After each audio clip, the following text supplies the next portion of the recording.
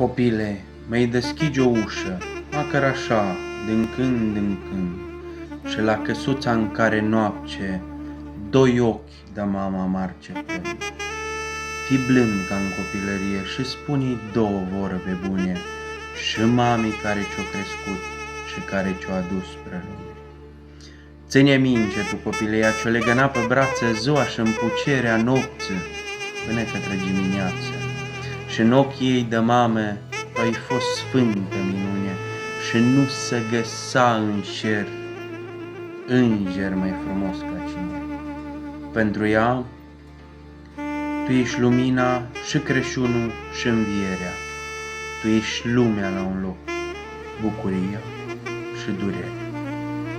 Ori trecut ai crescut, acum ești mare și ai plecat și ți-ai zuitat copilăria și chipul mare l-ai zuitat.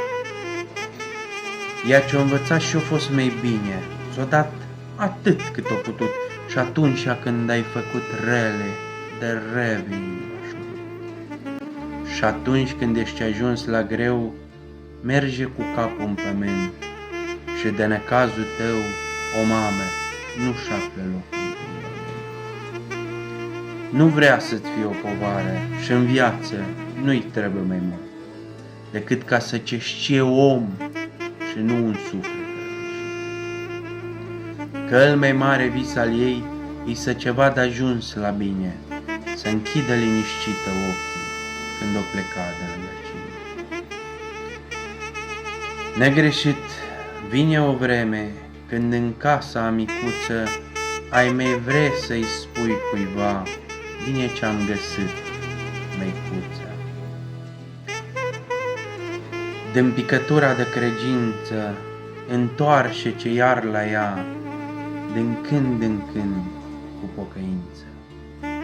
Duce la ea, copile drag, până mai ai la și încedușe și până când n-a pus să ai, în loc de o mamă, o biată. Copile, mai deschide o ușă, măcar așa, din când în când, și la căsuța în care noapte, doi ochi de mamă, de dorul tău să stâng.